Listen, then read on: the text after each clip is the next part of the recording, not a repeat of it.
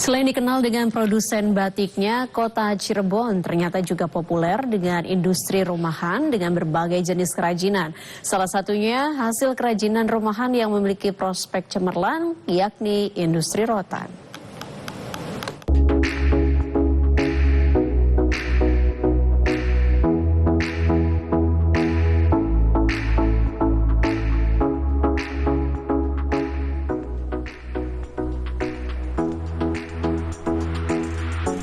Kerajinan rotan telah menjadi identitas di daerah Cirebon, Jawa Barat. Agaknya tidak berlebihan untuk menyematkan predikat tersebut, mengingat keberadaan produk kerajinan rotan di daerah ini sudah ada sebelum era kemerdekaan. Bagaimana produk tersebut? Mari ikut saya. Jika berbicara tentang Kabupaten Cirebon, Jawa Barat, tidak hanya soal batik Megamendung, empal gentong, dan nasi jamblang. Kerajinan rotan juga merupakan salah satu produk yang banyak dihasilkan dari daerah ini. Seperti salah satunya Doni Fahrin, pengusaha kerajinan rotan yang bernama Mantera. Usaha rotannya ini merupakan usaha turun-temurun yang sudah ada sebelum era kemerdekaan. Di tempat ini, Doni memproduksi sekaligus menjual berbagai macam produk kerajinan yang terbuat dari bahan rotan. Ia mengelola usaha ini bersama istrinya dengan mempekerjakan ratusan karyawan. Di tempat usahanya, ia memiliki tempat produksi hingga tempat untuk memajang produk-produk barang jadi yang siap dijual ke konsumen. Ada beragam kerajinan rotan yang diproduksi sekaligus dijual di sini.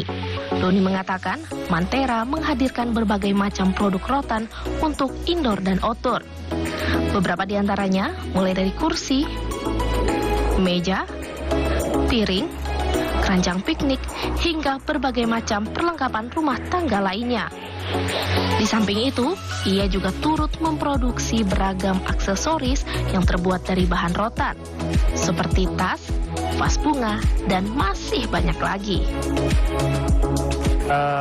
Awal kami merintis itu di tahun 2010, ya. Namun tahun tersebut kita merintis belum memiliki badan secara resmi.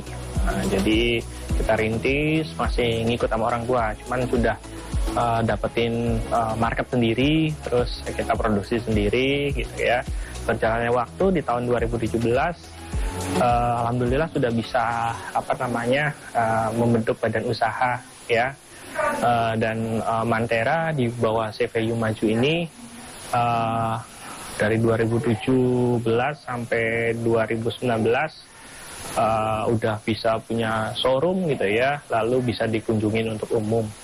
Namun tahun 2020 hal tidak terduga menghantam kita gitu ya, karena kena COVID gitu. Jadi toko secara showroomnya tetap tutup sementara.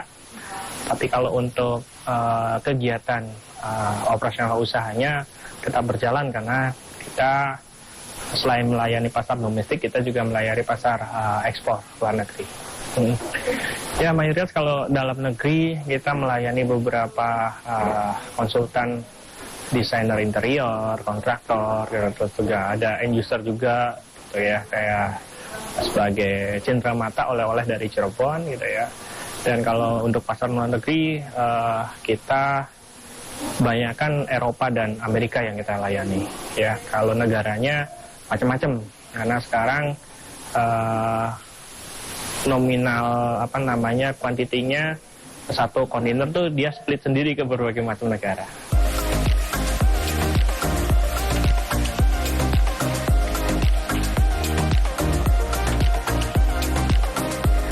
Dalam menjalankan sebuah usaha, promosi produk merupakan hal penting yang harus dilakukan agar produk tidak hanya dijual untuk pasar domestik saja, melainkan hingga ke luar negeri.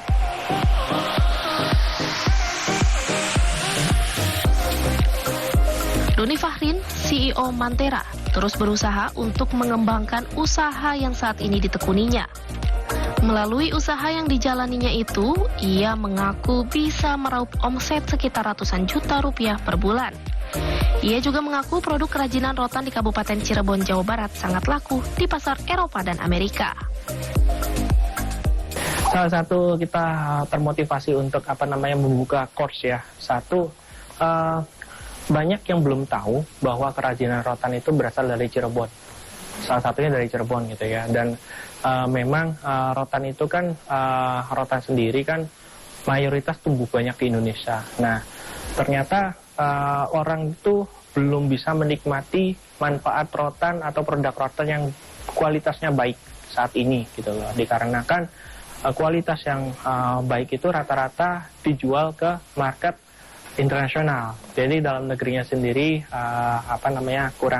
kurang begitu mengapresiasi terhadap produk rotan.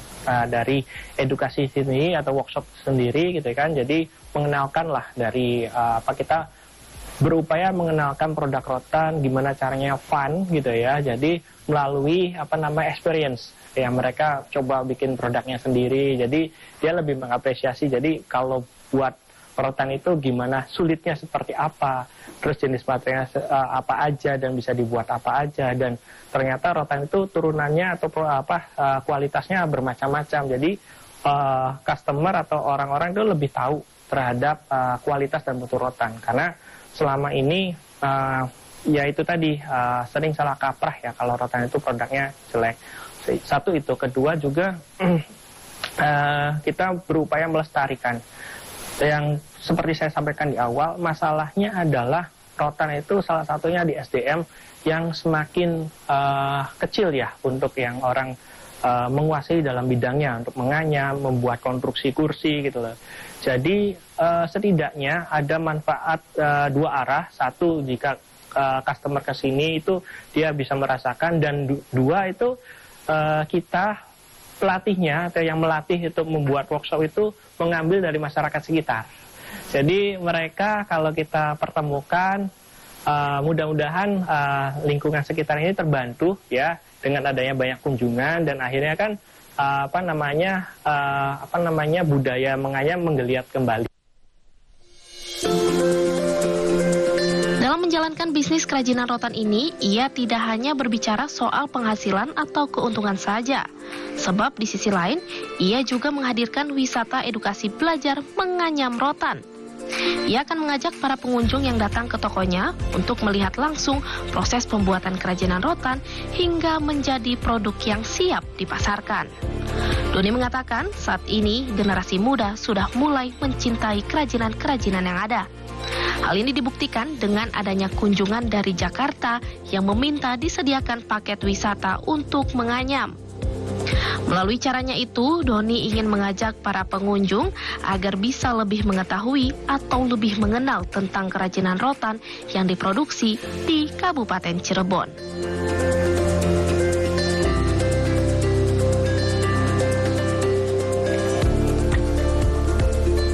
Selain berbelanja, pengunjung di sini juga bisa belajar merotan dari para pengrajin rotan untuk melihat langsung bagaimana cara pembuatan rotan ini agar jadi furniture untuk di rumah Anda. Bagaimana? Tertarik untuk belajar di sini? Datang saja ke Kabupaten Cirebon, Jawa Barat.